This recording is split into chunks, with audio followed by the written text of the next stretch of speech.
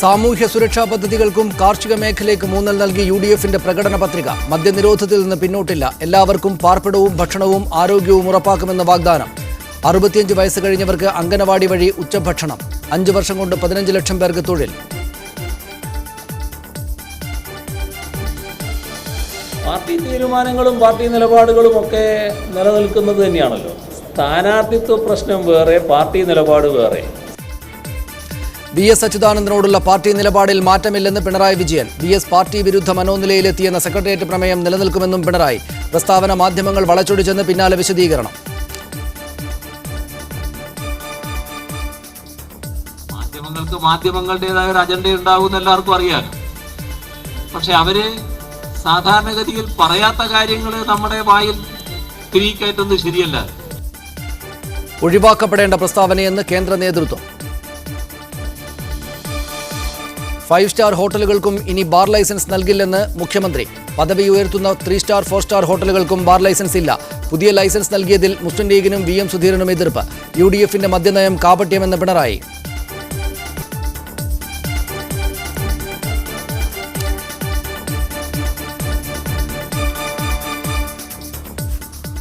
എല്ലാവർക്കും വീട്, എല്ലാവർക്കും ആരോഗ്യം, എല്ലാവർക്കും ഭക്ഷണം എന്ന മുദ്രാവാക്യവുമായി UDF പ്രകടന പത്രിക പുറത്തിറക്കി. ഭവനരഹിതർക്ക് 5 വർഷം കൊണ്ട് വീട് നിർമ്മിച്ചു നൽകും. 5 വർഷം കൊണ്ട് 15 ലക്ഷം പേർക്ക് തൊഴിൽ. 65 വയസ്സ് കഴിഞ്ഞവർക്ക് ഉച്ചഭക്ഷണം. 1 ലക്ഷം കോടിയുടെ IT കയറ്റുമതി എന്നിവ പ്രധാന വാഗ്ദാനങ്ങളാണ്. മദ്യനയം തുടരുമെന്നും പ്രകടന പത്രികയിലുണ്ട്.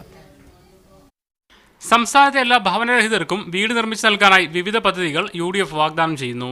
ഇതിനുള്ള ധനസമാഹരണത്തിനായി ഭവന ബമ്പർ ലോട്ടറിയും ആരംഭിക്കും. 65 വയസ്സ് കഴിഞ്ഞവർക്ക് അംഗനവാടികൾ വഴി സൗജന്യ ഉച്ചഭക്ഷണം ഉൾപ്പെടെ വിവിധ പദ്ധതികൾ എല്ലാവർക്കും ഭക്ഷണം എന്ന തലക്കെട്ടിൽ വരുന്നു. കർഷകർക്ക് പലിശരഹിത വായ്പ, കൃഷിനാശത്തിനുള്ള നഷ്ടപരിഹാരത്തിനായി കൃഷി ബമ്പർ, ജൈവകൃഷി പ്രോത്സാഹിപ്പിക്കാനായി ജൈവ കൃഷി ബോർഡ് എന്നിവ പ്രകടന പത്രികയിൽ ഇടം പിടിച്ചു. വനിതകളുടെയും കുട്ടികളുടെയും ക്ഷേമത്തിന് പുതിയ വകുപ്പും ആരംഭിക്കും. വനിതകൾക്കായി പൊതുസ്ഥലങ്ങളിൽ ടോയ്ലറ്റ് സംവിധാനം ഒരുക്കും. 8ാം ക്ലാസ്സിൽ പഠിക്കുന്ന എല്ലാ പെൺകുട്ടികൾക്കും സൗജന്യമായി സൈക്കിളും, സർക്കാർ എയ്ഡഡ് കോളേജിലെ വിദ്യാർത്ഥികൾക്ക് സൗജന്യ നിരക്കിൽ ലാപ്ടോപ്പും വിതരണം ചെയ്യും. വിദ്യാഭ്യാസ വായ്പയ്ക്ക് പലിശയിളവ് ഉൾപ്പെടെ നിരവധിയാണ് വിദ്യാഭ്യാസ രംഗത്തെ വാഗ്ദാനങ്ങൾ. 5 വർഷം കൊണ്ട് 15 ലക്ഷം തൊഴിലവസരങ്ങൾ വാഗ്ദാനം ചെയ്യുന്ന പ്രകടന പത്രികയിൽ എല്ലാ ജില്ലകളിലും സ്റ്റാർട്ടപ്പ് വില്ലേജുകൾ തുടങ്ങുമെന്നും പറയുന്നു. നഗരഗ്രാമങ്ങളിൽ ശുദ്ധജലത്തിനായി പദ്ധതികൾ, തണ്ണീർത്തട സംരക്ഷണം, വൈദ്യുതി കണക്ഷനുള്ളവർക്ക് കുടുംബ ഇൻഷുറൻസ് എന്നിവയാണ് മറ്റു വാഗ്ദാനങ്ങൾ. 10 വർഷം കൊണ്ട് മദ്യനിരോധനമെന്ന മദ്യനയം പ്രകടന പത്രികയിൽ ആവർത്തിക്കുന്നുണ്ട്. KPCC ആസ്ഥാനത്ത് നടന്ന ചടങ്ങിൽ മുഖ്യമന്ത്രിയുടെ നേതൃത്വത്തിൽ UDF നേതാക്കൾ പത്രിക പ്രകാശനം ചെയ്തു. മീഡിയ 1 തിരുവനന്തപുരം. കോൺഗ്രസ് നേതാവ് ശ്രീ PM സുരേഷ് ബാബു എനിക്കൊപ്പം ഈ സ്റ്റുഡിയോ ഫ്ലോറിൽ ചർച്ചയ്ക്കുണ്ട്. ശ്രീ PM മനോജ്, ദേശാഭിമാനിയുടെ അസോസിയേറ്റ് എഡിറ്റർ, അദ്ദേഹം തിരുവനന്തപുരം സ്റ്റുഡിയോയിൽ നിന്ന് ഈ ചർച്ചയിൽ ചേരും. സാമ്പത്തിക വിദഗ്ധനായ ശ്രീ ജോർജ് ജോസഫ് കൊച്ചിയിലും സാമൂഹ്യ പ്രവർത്തകനായ ശ്രീ ഡിജോ കാപ്പൻ അദ്ദേഹവും കൊച്ചിയിൽ ഈ ചർച്ചയിൽ പങ്കെടുക്കുന്നു. ആദ്യം ശ്രീ ജോർജ് ജോസഫ്, ക്ഷമിക്കണം, ഞാൻ താങ്കളിലേക്ക് വരാം. ശ്രീ ഡിജോ കാപ്പൻ, കഴിഞ്ഞ ദിവസം LDFന്റെ പ്രകടന പത്രിക പുറത്തിറങ്ങി. ഇന്നിപ്പോൾ UDFൻ്റെയാണ് പ്രകടന പത്രിക വന്നിരിക്കുന്നത്. മുൻകാലങ്ങളിൽ നിന്ന് വ്യത്യസ്തമായി കുറെ കൂടെ ഗൗരവത്തോടെയാണ് പ്രകടന പത്രിക തയ്യാറാക്കുന്നതും അവയെ സംബന്ധിച്ചുള്ള ആശയങ്ങളിലും ആ ഗൗരവ കൂടുതലുണ്ട് എന്ന് വേണമല്ലോ മനസ്സിലാക്കാൻ. ഈ വർഷത്തെ ഇതുമായി ബന്ധപ്പെട്ട വാർത്തകളും വിവരങ്ങളും വന്നത് വെച്ച് നോക്കുകയാണെങ്കിൽ എത്രയ്ക്ക് സമഗ്രമാണ്, ഏത് നിലക്ക് പാലിക്കപ്പെടാവുന്ന വാഗ്ദാനങ്ങളാണ് UDFൻ്റെ പ്രകടന പത്രികയിലുള്ളത് താങ്കളുടെ നോട്ടത്തിൽ? ശ്രീ ഡിജോ കാപ്പൻ. അല്ല, നമ്മൾ കേരളത്തിലെ മുൻകാല UDF പ്രകടന പത്രികയും LDFൻ്റെ പ്രകടന പത്രികയും വിശകലനം ചെയ്തു കഴിഞ്ഞാൽ അങ്ങ് പറഞ്ഞതുപോലെ UDFൻ്റെ പ്രകടന പത്രികയുടെ റിലീസിങ് പോലും LDFൻ്റെ പ്രകടന പത്രികയുടെ റിലീസിങ്ങിനേക്കാൾ കളർഫുള്ളായിരുന്നു ഞങ്ങളെപ്പോലെയുള്ള ആളുകൾ നോക്കുമ്പോൾ. ഉദാഹരണത്തിന് UDFൻ്റെ പ്രകടന പത്രികയുടെ റിലീസിങ്ങിൽ ആ മുന്നണിയുടെ കേരളത്തിലെ അറിയപ്പെടുന്ന ലീഡേഴ്സ്, അതായത് ഒരു സോഷ്യൽ ആയി അല്ലെങ്കിൽ എല്ലാ തരത്തിലും ആ ഒരു ലീഡേഴ്സിൻ്റെ ഒരു സാന്നിധ്യത്തിൽ നടത്തിയപ്പോൾ LDFൻ്റെ വൈക്കം വിശ്വൻ ഒഴിച്ച് എല്ലാം B ടീമിനെയായിരുന്നു അണിനിരത്തിയിരുന്നത്. അതുപോലെ തന്നെ പ്രകടന പത്രികയുടെ ഉൾക്കാമ്പിലും മുൻകാലങ്ങളിലൊക്കെ LDFനായിരുന്നു സാധാരണഗതിയിൽ മുൻതൂക്കം, അതായത് ആളുകളുടെ ഒരു സ്വീകാര്യത വായിക്കുമ്പോൾ. പക്ഷേ ഇപ്രാവശ്യം അത് UDF അത് കൊണ്ടുപോയി എന്നാണ് എനിക്ക് തോന്നുന്നത്. പക്ഷേ എനിക്കിതിനകത്ത് പറയാനുള്ളത്, ഈ പ്രകടന പത്രിക എന്നാ ചർച്ച ചെയ്യപ്പെടുന്നത്? ഈ ഇലക്ഷൻ്റെ സമയത്ത് മാധ്യമങ്ങൾ അത് ചർച്ച ചെയ്യപ്പെടുന്നു എന്ന് കഴിഞ്ഞാൽ പൂർണ്ണമായും അത് തമസ്കരിക്കും. അതിൻ്റെ ഒരു ഉദാഹരണം ഞാൻ പറയാം. 2 വർഷം മുമ്പ് നടന്ന പാർലമെൻറ്റ് തെരഞ്ഞെടുപ്പിൽ ഇന്ത്യയിൽ ഇന്ന് അധികാരത്തിലിരിക്കുന്ന BJP പറഞ്ഞു, അവരുടെ പ്രകടന പത്രികയിലെ 27(2) ഉപവകുപ്പിൽ പറഞ്ഞിരുന്നു, എല്ലാ കാർഷികോൽപ്പന്നങ്ങൾക്കും ഉൽപാദന ചെലവിൻ്റെ 50% അധികം ലഭിക്കത്തക്ക ക്രമീകരണം BJP ഭരണത്തിൽ വന്നാൽ ഉണ്ടാകുമെന്ന് പറഞ്ഞു. ഇത് സ്വാമിനാഥൻ കമ്മീഷൻ്റെ റിപ്പോർട്ടിൽ നിന്ന് BJP കടമെടുത്തതാണ്. ഞങ്ങളൊക്കെ വളരെ ഞാനൊരു കാർഷിക മേഖലയിൽ നിന്ന് വരുന്ന ആളുകൊണ്ടായിരിക്കാം പ്രകടന പത്രികയിലേക്ക് ആദ്യമേ എൻ്റെ കണ്ണ് പോകുന്നത്. കാർഷിക മേഖലയ്ക്ക് എന്താ ആനുകൂല്യം? സ്വാഭാവികമായും ഞാനൊക്കെ സ്വാർത്ഥനാണല്ലോ സമൂഹം. അപ്പോൾ ആ ഒരു സ്വാർത്ഥതയിൽ കാർഷിക മേഖലയ്ക്ക് എന്തുണ്ട് എന്നായിരുന്നു പാർലമെൻറ്റ് തെരഞ്ഞെടുപ്പ് കാലഘട്ടത്തിൽ നോക്കിയത്. ആ മുന്നണി അധികാരത്തിൽ വന്നപ്പോൾ എനിക്ക് ഏറെ സന്തോഷം തോന്നി. പക്ഷേ ഇന്ന് ഇന്ത്യയിലെ എല്ലാ പ്രദേശങ്ങളിലും, പ്രത്യേകിച്ച് കേരളത്തിലെ എല്ലാ കാർഷിക ഉൽപ്പന്നങ്ങൾക്കും വില കുറഞ്ഞിട്ടും ഒരു നടപടി ഉണ്ടായിട്ടില്ല. അതുപോലെ തന്നെ മറ്റൊരു കാര്യം, നമുക്കറിയാം കേരളത്തിൽ ജപ്പാൻ കുടിവെള്ള പദ്ധതിയും അതുപോലെ കുട്ടനാട് പാക്കേജും ഇടുക്കി പാക്കേജും രണ്ട് മുന്നണികളും ഭരിച്ചല്ലോ. ജപ്പാൻ കുടിവെള്ള പദ്ധതികൾ ഇട്ടിട്ട് പോയി. നമുക്ക് സൗജന്യമായി കിട്ടാമായിരുന്ന 50,000 പേർക്ക് കിട്ടാമായിരുന്ന ജപ്പാൻ കുടിവെള്ള പദ്ധതി 500 പേർക്ക് പോലും കിട്ടിയിട്ടില്ല. മറ്റൊരു കാര്യം കൂടി ഈ ചർച്ചയ്ക്ക് തുടങ്ങി വയ്ക്കുമ്പോൾ എനിക്ക് സൂചിപ്പിക്കാനുള്ളത്, കേരളത്തിൽ എല്ലാ വർഷവും ഏത് മുന്നണി ഭരിച്ചാലും ബഡ്ജറ്റുണ്ട്. ഈ ബഡ്ജറ്റിൽ ഇതുപോലെ തന്നെ 100 കൂട്ടം നൂതനമായ അല്ലെങ്കിൽ ആളുകളെ ആകർഷിക്കാവുന്ന പദ്ധതികൾ അനൗൺസ് ചെയ്യും. പക്ഷേ അടുത്ത ബഡ്ജറ്റിൻ്റെ സമയത്ത് പോലും കഴിഞ്ഞ ബഡ്ജറ്റിൽ എന്തെല്ലാം പറഞ്ഞിരുന്നു, എന്തെല്ലാം നടപ്പായി എന്നൊരു ഇവാലുവേഷൻ ഇല്ല. അപ്പോൾ പിന്നെ ഒരു കാര്യം, ഈ പ്രകടന പത്രിക കണ്ടിട്ടല്ല കേരളത്തിലെ ആളുകൾ വോട്ട് ചെയ്യുന്നത്. അത് വളരെ പ്രധാനപ്പെട്ട കാര്യമാണ്. ഞാൻ താങ്കളിലേക്ക് തിരിച്ചു വരാം. ശ്രീ ഡി ജോക്കാപ്പൻ, താങ്കളിലേക്ക് വരാം. ശ്രീ ജോർജ് ജോസഫ്, പ്രകടന പത്രിക കണ്ടിട്ടല്ല വോട്ടർമാർ വോട്ട് ചെയ്യുന്നത്, മറ്റൊരുപാട് കാര്യങ്ങൾ കണക്കിലെടുത്താണ്. പക്ഷേ എങ്കിൽ തന്നെയും പതിവിലുമേറെ ശ്രദ്ധ കൊടുത്തിട്ടുണ്ട് ഇരു മുന്നണികളും പ്രകടന പത്രിക തയ്യാറാക്കുന്നതിൽ എന്ന തോന്നലുണ്ടാക്കുന്ന രണ്ട് രേഖകളാണ് ഇന്നലെയും ഇന്നുമായി അവതരിപ്പിക്കപ്പെട്ടത്. നമുക്ക് ഇന്നലത്തെ മാറ്റി നിർത്താം, അത് ആ ദിവസം തന്നെ ചർച്ച ചെയ്തതാണ്. ഇന്നത്തെ UDFൻ്റെ പ്രകടന പത്രികയിലേക്ക് വന്നാൽ എല്ലാവർക്കും വീട്, എല്ലാവർക്കും ആരോഗ്യം, എല്ലാവർക്കും ഭവനം, എല്ലാവർക്കും ഭക്ഷണം എന്നതാണ് ഇതിൻ്റെ പ്രധാനപ്പെട്ട വാചകമായി UDF മുന്നോട്ട് വെച്ചിരിക്കുന്നത്. ഇത് പാലിക്കാവുന്ന വാഗ്ദാനമാണോ? ഇത് പാലിക്കണമെന്ന ഇച്ഛാശക്തിയോടുകൂടി എഴുതി വെച്ചിട്ടുള്ള വാക്കുകളാണോ അതിൽ? ഏത് നിലക്കാണ് താങ്കൾ ഈ പ്രകടന പത്രികയെ കാണുക? സനീഷ്, ഇവിടെ താങ്കൾ സൂചിപ്പിച്ചതുപോലെ തന്നെ ഇത്തവണത്തെ തെരഞ്ഞെടുപ്പിൻ്റെ പ്രത്യേകത, രണ്ട് മുന്നണികളും കുറേ കൂടി ഗൗരവപൂർവം ഈ പ്രകടന പത്രിക എന്ന് പറയുന്ന ഒരു സംവിധാനത്തെ കണ്ടിരിക്കുന്നു എന്നുള്ളത് ഒരു വാസ്തവമാണ്. മുൻകാലങ്ങളിൽ തെരഞ്ഞെടുപ്പിനോടനുബന്ധിച്ചുണ്ടാകുന്ന ഒരു തമാശ പരിപാടിയായിരുന്നു ഈ പ്രകടന പത്രിക എന്ന് പറയുന്നത്. ഒരു തമാശയ്ക്ക് ഒരു സാധനം അവതരിപ്പിക്കുക എന്നുള്ളതാണ്. അത് പിന്നീട് ജനങ്ങളോ ഒരു രാഷ്ട്രീയ പാർട്ടികളോ ഒരു സംവിധാനത്തിലോ അതിൻ്റെ ഇംപ്ലിമെൻറ്റേഷനെ കുറിച്ച് യാതൊരു വിധത്തിലുള്ള ചർച്ചയും നടക്കുന്നില്ല. 5 വർഷം കഴിയുമ്പോൾ വീണ്ടും ഇതുപോലെ തന്നെ ഒരു സംവിധാനം ഉണ്ടാക്കുന്നു. പക്ഷേ ഇത്തവണ എന്തോ ചില കാരണങ്ങളാൽ, ഇപ്പോൾ ഇടതുപക്ഷത്തിൻ്റെ കാര്യത്തിൽ കേരള പഠന കോൺഗ്രസ് ഉൾപ്പെടെയുള്ള കാര്യങ്ങൾ അവർ നടത്തി, അതിനുശേഷം അതിൽ നിന്നുരുത്തിരിഞ്ഞ ആശയങ്ങൾ, അതുപോലെ തന്നെ പിണറായി വിജയൻ നയിച്ച ഈ ജാഥയുടെ അടിസ്ഥാനത്തിൽ ഉരുത്തിരിഞ്ഞ ആശയങ്ങൾ, ഇതൊക്കെയാണ് അവർ മുന്നോട്ട് വച്ചിരിക്കുന്നത് എന്നാണ് അവർ പറയുന്നത്. അതേപോലെ തന്നെ ആ ഒരു ഗൗരവത്തിൽ തന്നെ ഈ UDFും കാര്യങ്ങളെ കണ്ടിരിക്കുന്നു എന്നുള്ളത് വളരെ നിസ്തർക്കമായിട്ടുള്ളൊരു കാര്യമാണ്. പക്ഷേ ഇവിടുത്തെ പ്രശ്നം, ഇപ്പോൾ UDF ആയാലും LDF ആയാലും മുന്നോട്ട് വയ്ക്കുന്ന പ്രകടന പത്രികകൾ, ഇപ്പോൾ UDFൻ്റെ കാര്യം എടുത്താൽ ഈ പ്രകടന പത്രികയിൽ പറയുന്ന കാര്യങ്ങളും ഇപ്പോൾ നിലവിൽ അവർ ഭരണത്തിലിരിക്കുന്നവരാണ്. ആ 5 വർഷം കൊണ്ട് എന്ത് ചെയ്തു, അത് ആ ചെയ്യാൻ പറ്റാത്ത കാര്യങ്ങൾ പലതും ഈ 5 വർഷം കൊണ്ട് ചെയ്യാവുന്ന ഒട്ടേറെ കാര്യങ്ങളാണ്. അത് വീണ്ടും പറയുകയാണ്. ഉദാഹരണത്തിന് നമുക്കറിയാം, ഈ മെട്രോ ഉൾപ്പെടെയുള്ള കാര്യങ്ങളെക്കുറിച്ച് അത് സമയബന്ധിതമായി പൂർത്തീകരിക്കും എന്നാണ് ഇതിൽ പറഞ്ഞു വച്ചിരിക്കുന്നത്. അതുപോലെ പിന്നെ വിമാനത്താവളം, അങ്ങനെയുള്ള കാര്യങ്ങളൊക്കെ ഉദ്ഘാടനം ചെയ്തുവെന്നും അത് ആരംഭിച്ചുവെന്നും ഉള്ള ഒരു അഡ്വാൻറ്റേജ് അത് പ്രചരിപ്പിച്ചുകൊണ്ട് അതിൻ്റെ നേട്ടമെടുക്കാനും വേണ്ടിയിട്ടുള്ള ശ്രമങ്ങൾ കൂടി നടത്തിയിരിക്കുന്നു. അപ്പോൾ അത്തരത്തിൽ നോക്കുമ്പോൾ ഈ നിലവിൽ ഉള്ള ഗവൺമെൻറ് ഇംപ്ലിമെൻ്റ് ചെയ്യേണ്ടിയിരുന്ന പല കാര്യങ്ങളും തന്നെയാണ് ഇതിൽ പറഞ്ഞു പോയിരിക്കുന്നത്. അല്ലാതെ പുതിയതായിട്ട് അവരെന്തെങ്കിലും പറഞ്ഞിട്ട്, ഉദാഹരണത്തിന് 10 വർഷം കൊണ്ട് മദ്യനിരോധനം നടപ്പാക്കും എന്ന് പറഞ്ഞത് നേരത്തെ പറഞ്ഞിട്ടുള്ള കാര്യങ്ങൾ തന്നെയാണ്. അതുപോലെ തന്നെ ഈ മറ്റ് ഒട്ടനവധി കാര്യങ്ങൾ ഇപ്പോൾ 5 വർഷം പൂർത്തീകരിക്കുന്നതിന് മുമ്പ് ചെയ്യേണ്ടതായിരുന്നു, ചെയ്യാൻ കഴിയാമായിരുന്ന കാര്യങ്ങളായിരുന്നു. പക്ഷേ ഇപ്പോഴും അത് പ്രകടന പത്രികയുടെ രൂപത്തിൽ, വാഗ്ദാനങ്ങളുടെ രൂപത്തിൽ മുമ്പോട്ട് വയ്ക്കുകയാണ്. അപ്പോൾ ഇത്തരത്തിൽ നമ്മൾ പരിശോധിക്കുമ്പോൾ ഇത് യാതൊരു വിധത്തിലുള്ള പിന്നെ ഇംപ്ലിമെൻറ്റേഷൻ്റെ വശത്തിലേക്ക് വരുമ്പോൾ ഈ രണ്ട് മുന്നണികളും വയ്ക്കുന്ന പല കാര്യങ്ങളെ സംബന്ധിച്ചിടത്തോളവും ഒട്ടേറെ പണം, വിഭവം ആവശ്യമായിട്ടുള്ള കാര്യമാണ്. ആരും തന്നെ അതിനെക്കുറിച്ച് ഒരു ചർച്ചയും നടക്കുന്നില്ല. കോടിക്കണക്കിന് രൂപയുടെ ഇംപ്ലിമെൻറ്റേഷൻ്റെ സ്റ്റേജിലേക്ക് വരുന്ന കാര്യങ്ങളെ സംബന്ധിച്ച് എന്താണെന്നുള്ളതിനെക്കുറിച്ച്, അല്ലെങ്കിൽ അതിനെക്കുറിച്ച് ചിലപ്പോൾ ഒരു പക്ഷേ ഈ പ്രകടന പത്രിക എന്ന് പറയുന്നത് പരിമിതമായിട്ടുള്ളൊരു കാര്യമായിരിക്കാം, അതിലത് പറയാൻ പറ്റാത്ത സാഹചര്യങ്ങളുണ്ടാകാം. പക്ഷേ അതിനെക്കുറിച്ച് പുറമേ ആണെങ്കിൽ പോലും ഒരു തരത്തിലുള്ള ഒരു പ്രസ്താവനകളോ അല്ലെങ്കിൽ ഒരു വിശദീകരണങ്ങളോ കാര്യങ്ങളോ ഒന്നും വരുന്നില്ല. അതുകൊണ്ട് തന്നെ ഇതും 5 വർഷം പൂർത്തിയാകുമ്പോൾ ഇതേ അവസ്ഥയിൽ തന്നെ നിലനിൽക്കും. വീണ്ടും ഈ 5 വർഷം കഴിയുമ്പോൾ ഇതേ തരത്തിൽ തന്നെ എല്ലാവർക്കും പാർപ്പിടം, എല്ലാവർക്കും ഭക്ഷണം, എല്ലാവർക്കും കുടിവെള്ളം, ഇങ്ങനെ എല്ലാ കാര്യങ്ങളും ആവർത്തിച്ചുകൊണ്ടുള്ള ഒരു പ്രകടന പത്രിക വീണ്ടും നമുക്ക് കാണാൻ കഴിയും എന്നുള്ളതാണ് ഇതിൻ്റെ ഒരു പ്രശ്നം. അതാണ് ഇതിനെ സംബന്ധിച്ച് ശ്രീ ജോർജ് ജോസഫ് താങ്കളിലേക്ക് വരാം. ശ്രീ PM സുരേഷ് ബാബു, അങ്ങനെയൊന്നുമല്ല, ഞങ്ങൾ വളരെ യാഥാർത്ഥ്യബോധത്തോടു കൂടി ഉറപ്പായിട്ടും പാലിക്കുന്ന വാഗ്ദാനങ്ങളാണ് മുന്നോട്ട് വെച്ചത് എന്ന് ആത്മാർത്ഥമായിട്ട് പറയാൻ പറ്റുമോ? കഴിഞ്ഞ ഇപ്പോൾ ഇവിടെ പരാമർശിച്ചതുപോലെ 5 വർഷമായി അധികാരത്തിലിരിക്കുന്ന ഒരു ഭരണകൂടത്തിൻ്റെ തുടർ ഭരണത്തിന് വേണ്ടി ജനവിധി തേടുമ്പോഴുള്ള പ്രകടന പത്രികയെക്കുറിച്ചാണ് നമ്മളിവിടെ ചർച്ച ചെയ്യുന്നത്. 5 വർഷം മുമ്പ് പ്രകടന പത്രികയിലൂടെ ജനങ്ങളുടെ മുമ്പിൽ നൽകിയിട്ടുള്ള വാഗ്ദാനങ്ങൾ ഒന്നും തന്നെ പൂർത്തീകരിക്കപ്പെടാതെ പോയിട്ടില്ല എന്ന് ഞാൻ പറയുന്നില്ല. പക്ഷേ ഒന്നും തന്നെ അതിനോട് അറ്റംപ്റ്റ് ചെയ്യാതെ പോയിട്ടുള്ളത് ഒരിക്കലും കാണാൻ കഴിയില്ല.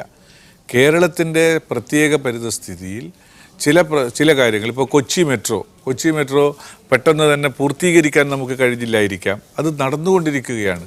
ഓൺഗോയിങ് പ്രോസസ്സായി, ഓൺഗോയിങ് പ്രോജക്റ്റായി അത് നടക്കുന്നുണ്ട്. ആ ഓരോ കാര്യങ്ങളെടുത്താലും കഴിഞ്ഞ 2011 ഗവൺമെൻറ്റിന് മുൻപിൽ, ആ രൂപീകൃതമായ ഗവൺമെൻറ്റിൻ്റെ മുമ്പിൽ അവതരിപ്പിച്ച പ്രകടന പത്രികയിലെല്ലാം നടപ്പാക്കിയ ചരിത്രമുള്ള അല്ലെങ്കിൽ പാരമ്പര്യമുള്ള ഒരു മുന്നണി ഇത് വളരെ സൂക്ഷ്മതയോടുകൂടി, വളരെ ഗൗരവത്തോടുകൂടി ആലോചിച്ചെടുത്ത തീരുമാനത്തിൻ്റെ വെളിച്ചത്തിൽ തന്നെയാണ് ഈ പ്രകടന പത്രിക ഇറക്കിയിട്ടുള്ളത്. ജനങ്ങൾക്ക് പെട്ടെന്ന് അഡ്രസ്സ് ചെയ്യണമെന്ന് തോന്നുന്ന വിഷയങ്ങളിൽ അവധാനതയോടുകൂടിയുള്ള ഒരു തയ്യാറെടുപ്പ് പ്രകടന പത്രികയിൽ പെട്ടെന്ന് തന്നെ ഒരു ഗ്ലാൻസിൽ വായിച്ചു നോക്കിയാൽ തന്നെ നമുക്ക് മനസ്സിലാക്കാൻ കഴിയും. നമ്മുടെ എല്ലാവർക്കും വീട്, എല്ലാവർക്കും ഭക്ഷണം, എല്ലാവർക്കും ആരോഗ്യം, ഇത് നമ്മുടേതായ ഒരു ജനാധിപത്യ സൗകര്യത്തിൻ്റെ ഒരു അവകാശമാണ്. ജനങ്ങൾക്ക് പാർപ്പിടം അത്യാവശ്യമാണ്, ആഹാരം അത്യാവശ്യമാണ്, ആരോഗ്യം അത്യാവശ്യമാണ്. ഇന്ന് അഫോർഡബിൾ ആയിട്ടുള്ള, അല്ലെങ്കിൽ ഈ സാധാരണക്കാരന് താങ്ങാൻ കഴിയാത്ത വിധം സാമ്പത്തിക ബാധ്യത വരുത്തുന്ന ക്രമങ്ങളിൽ അല്ലെങ്കിൽ സംവിധാനങ്ങളിൽ ഗവൺമെൻറ് ഇടപെടലുകളിലൂടെ സാധാരണക്കാർക്ക് ഇത്തരം സൗകര്യങ്ങൾ എത്തിച്ചു കൊടുക്കുന്നു എന്ന അതിവിപ്ലവകരമായ ഒരു സ്ലോഗനാണ് ഈ കാര്യത്തിൽ എടുത്തിട്ടുള്ളത്. ബാക്കി എല്ലാ കാര്യങ്ങളും തന്നെ സാധാരണഗതിയിൽ പുതിയ തലമുറക്കും വരും തലമുറക്കും ആവശ്യമുള്ള കാര്യങ്ങളാണ് ചെയ്തു കൊണ്ടിരിക്കുന്നത്. ഇത് സൂക്ഷ്മതയോടുകൂടി, അവധാനതയോടുകൂടി തയ്യാറാക്കിയിട്ടുള്ളതും നടപ്പാക്കാൻ സാധിക്കുന്നതും നടപ്പാക്കുമെന്ന് പ്രതിബദ്ധതയുള്ളതുമായ പദ്ധതികൾ മാത്രമാണ് ഇതിനകത്ത് എഴുതി ചേർത്തിട്ടുള്ളത്. നമുക്കിനി ഓരോ വിഷയങ്ങളിലേക്ക് പോയാൽ ശ്രീ PM സുരേഷ് ബാബു, അദ്ദേഹം ശ്രീ ജോർജ് ജോസഫ് നേരത്തെ ചൂണ്ടിക്കാണിക്കുകയുണ്ടായി, ഒരുപാട് പദ്ധതികൾ മുന്നോട്ട് വെച്ചിട്ടുണ്ട്. ഈ കാര്യങ്ങൾക്ക് പക്ഷേ വിഭവ സമാഹരണം ഏത് നിലക്കാണെന്നത് ആലോചിച്ചിട്ടുണ്ടോ എന്ന് തന്നെ അദ്ദേഹം ചോദിക്കുന്നുണ്ട്. അതോടൊപ്പം ചേർത്ത് വെച്ച് നമുക്ക് നോക്കാനുള്ളൊരു കാര്യം ഈ മദ്യനിരോധത്തിലേക്ക് തന്നെ പോകുമെന്നാണല്ലോ പ്രധാനപ്പെട്ടൊരു വാഗ്ദാനം. മദ്യനിരോധം റവന്യൂ വലിയ തോതിൽ ഇല്ലാതാക്കുന്ന പരിപാടിയാണ് എന്ന് ഇതിൽ സമ്മതിച്ചിട്ടുണ്ട്. ആ വേർഡിങ് അതിനകത്തുണ്ട്. അങ്ങനെ തന്നെ വിഭവ സമാഹരണത്തിനുള്ള പുതിയ വഴികൾ കണ്ടെത്താതെ പുതിയ വാഗ്ദാനങ്ങൾ ജനങ്ങൾക്ക് മുന്നിലേക്ക് വെച്ചാൽ അത് വോട്ട് പിടിക്കാനുള്ള വ്യാജമായ വർത്തമാനങ്ങളെന്നല്ലാതെ യാഥാർത്ഥ്യബോധമില്ലാത്തതാണ് എന്ന് ജനങ്ങൾ കരുതിയാൽ അതെങ്ങനെയാണ് തെറ്റാവുക? അല്ല, അത് പ്രത്യക്ഷത്തിൽ ഈ പറയുന്നതിന് ഒരു ന്യായീകരണമോ ഒരു ശരിയോ കണ്ടെത്താൻ കഴിയും. പക്ഷേ ഇവിടെ അതല്ലല്ലോ. ഇത് പ്രകടന പത്രികയാണ്. അധികാരത്തിലേക്ക് കയറുകയാണെങ്കിൽ, അങ്ങനെ അധികാരത്തിലേക്ക് വരുന്നൊരു സാഹചര്യം വന്നാൽ ഞങ്ങൾ ഈ 5 വർഷം കൊണ്ട് നടപ്പാക്കാൻ ഉദ്ദേശിക്കുന്ന പദ്ധതികൾ ഇതൊക്കെയാണ് എന്ന് ജനങ്ങളുടെ മുമ്പ് വെക്കുകയാണ്. ഇവിടെ അതിൻ്റെ വിഭവ സമാഹരണത്തിൻ്റെ സോഴ്സസിനെ കുറിച്ച് ചർച്ച ചെയ്യേണ്ട കാര്യമില്ല. അത് അധികാരത്തിലേറി ആദ്യം വരുന്ന ഗവൺമെൻറ്റാണ്, അതിൻ്റെ ഫസ്റ്റ് ബജറ്റാണ്.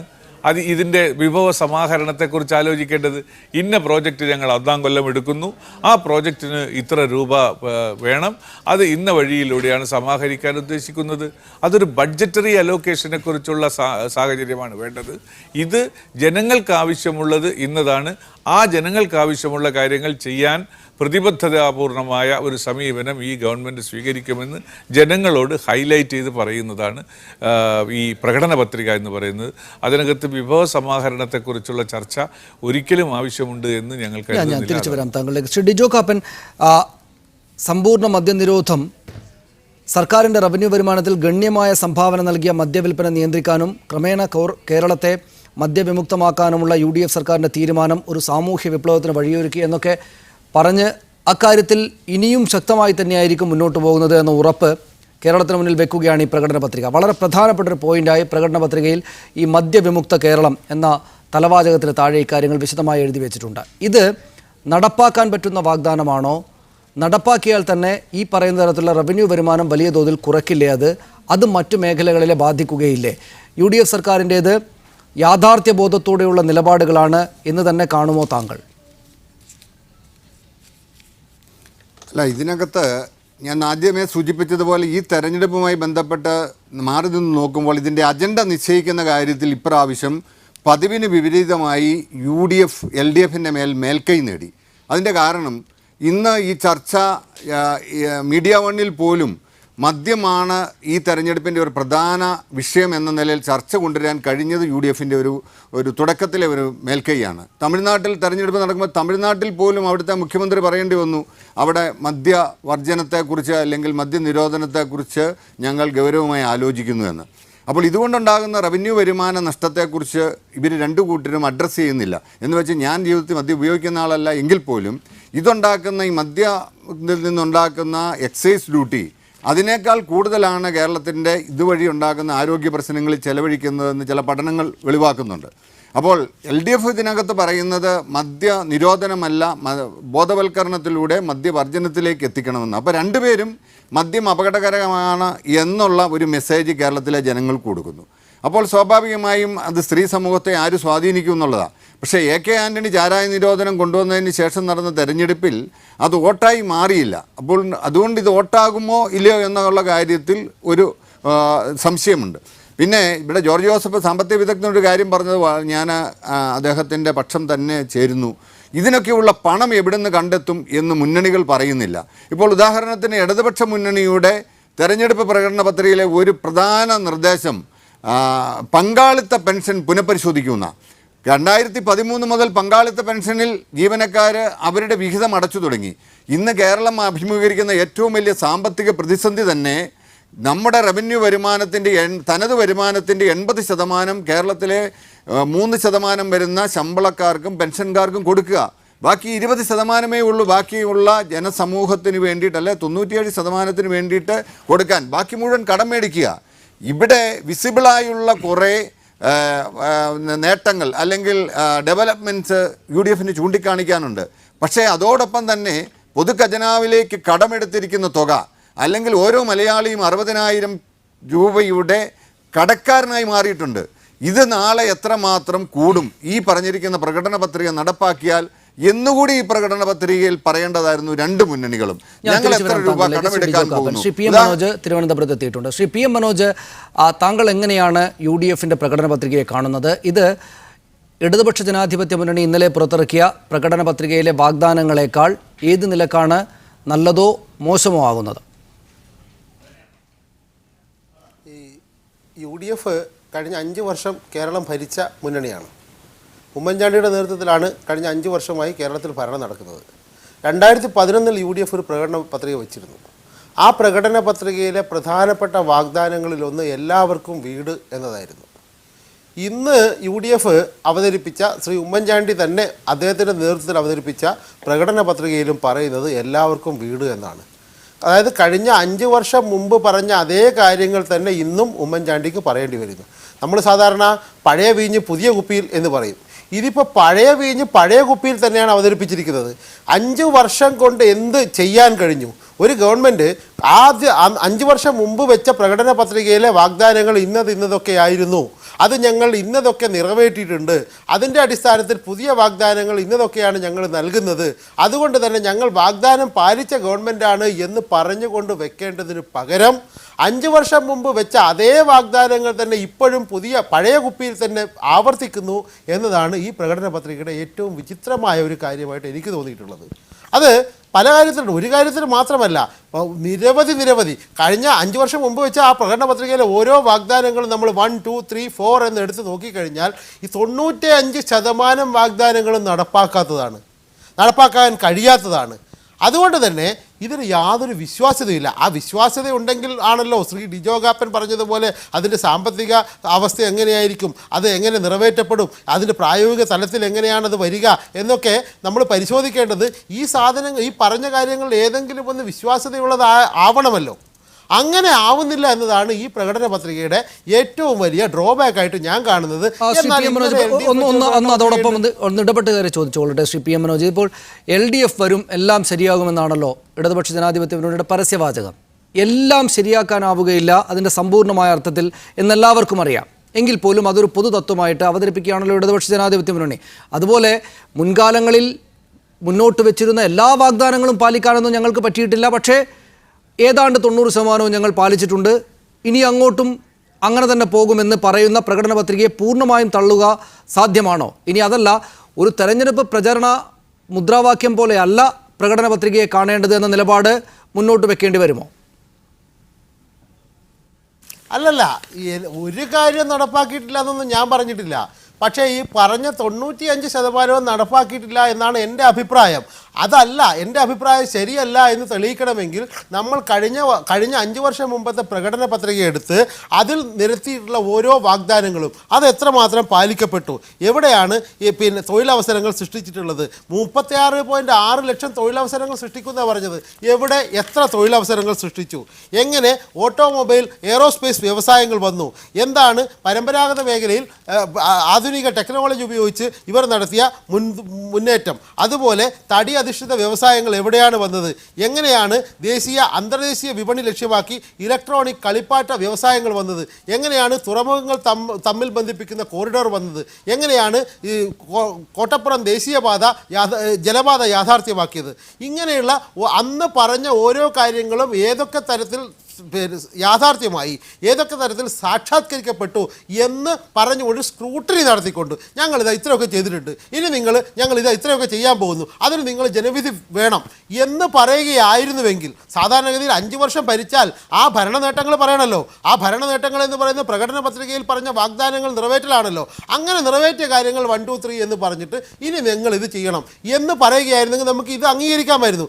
ഒരു കാര്യം ഞാൻ പറയട്ടെ, കഴിഞ്ഞ 5 വർഷത്തിനുള്ള UDF ഇപ്പോൾ മെഗാ പദ്ധതികൾ നടപ്പാക്കി, വികസനം നടപ്പാക്കി എന്നൊക്കെയാണല്ലോ പറഞ്ഞത്.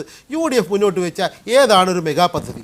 UDF സ്വന്തമായിട്ട് കൊണ്ടുവന്നൊരു മെഗാ പദ്ധതി ഒരു പദ്ധതിയും കാണിക്കാൻ കഴിയില്ല. അതുപോലെ ഇപ്പോൾ ഏറ്റവും പ്രധാനപ്പെട്ട രംഗങ്ങളിലൊന്നാണ് ഊർജ്ജരംഗം. ഊർജ്ജരംഗത്ത് UDF ഉണ്ടാക്കിയ നേട്ടം എന്താണ്?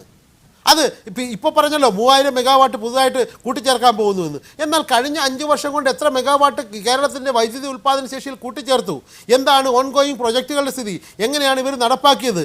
ഇതൊക്കെ പറയണ്ടേ? അതിന് പകരം ഊർജ്ജരംഗത്ത് ഇടപെട്ടിട്ടില്ല എന്ന് പറയുന്നില്ല, സോളാർ രംഗത്ത് നന്നായി ഇടപെട്ടിട്ടുണ്ട്, അതിൻ്റെ അവസ്ഥ നമുക്കറിയാം.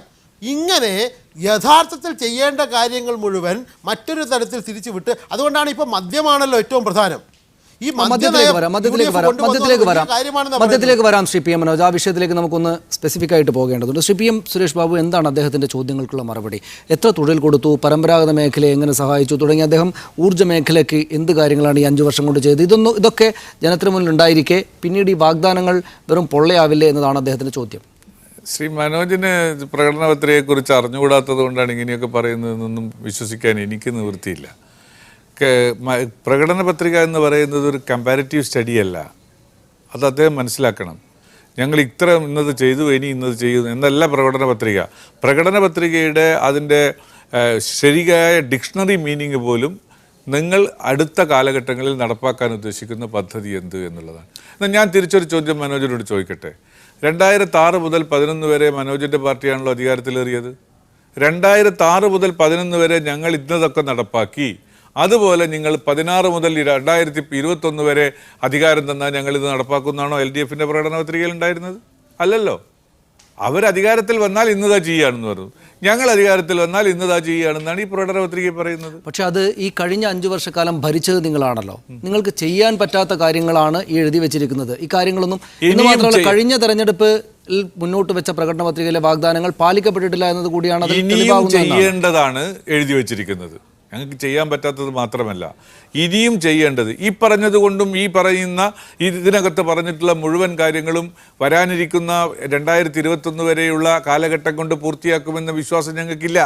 എല്ലാവർക്കും വീട് എന്ന് പറയുന്നത് 5 കൊല്ലം കൊണ്ട് തീർപ്പാക്കി കൊടുക്കാൻ കഴിയുന്നതല്ല. എല്ലാവർക്കും വീട്, അതൊരു ഓറിയന്റേഷനാണ്. That's an orientation. ആ ഓറിയന്റേഷനിലെ ആ ലക്ഷ്യം വെച്ചുകൊണ്ടാണ് ഗവൺമെന്റ് മുന്നോട്ട് പോവുക. ശ്രീ PM മനോജ്, അത് അങ്ങനെ തന്നെ കണക്കിലെടുക്കേണ്ടതല്ലേ? ഇപ്പോൾ എല്ലാവർക്കും വീട് എന്ന പദ്ധതിയെക്കുറിച്ച് തന്നെ വിചാരിക്കുക. എല്ലാവർക്കും വീട് എന്നത് 2006 LDF പറഞ്ഞതുമാണ്. എല്ലാവർക്കും വീട് എന്ന വാഗ്ദാനം 2006 LDF തെരഞ്ഞെടുപ്പ് വാഗ്ദാനമായിരുന്നു. പക്ഷെ അത് പൂർത്തീകരിക്കപ്പെട്ടിട്ടില്ല നമ്മുടെ നാട്ടിൽ. അതുകൊണ്ട് കുറച്ചൊക്കെ ആ മട്ടിൽ കൂടെ പരിഗണിച്ച് കാണേണ്ടതല്ലേ പ്രകടന പത്രികയിലെ വാഗ്ദാനങ്ങളെ? അല്ല, അത്തരം ആനുകൂല്യങ്ങളൊക്കെ UDF നൽകണമെന്നതിൽ ഒരു സംശയമില്ല. പക്ഷേ 2011 ഞങ്ങൾ എല്ലാവർക്കും വീട് എന്ന് പറഞ്ഞു. 5 വർഷം കൊണ്ട് ഞങ്ങൾ ഇത്ര വീട് ഇത്ര ആളുകൾക്ക് കൊടുത്തു. ഇനി ഇതാ ഇത്ര ആളുകൾ ബാക്കിയുണ്ട്, അവർക്കും കൂടി 5 വർഷം കൊണ്ട് ജോലി കൊടുക്കുമെന്ന വ്യക്തമായ കണക്കാണ് പറഞ്ഞെങ്കിൽ ശരി. ഇപ്പോൾ ഇവർ ഈ കൃഷിയെക്കുറിച്ച് പറയുന്നു, നെൽവയൽ സംരക്ഷണത്തെക്കുറിച്ച് പറയുന്നു, തണ്ണീർത്തട സംരക്ഷണത്തെക്കുറിച്ച് പറയുന്നു.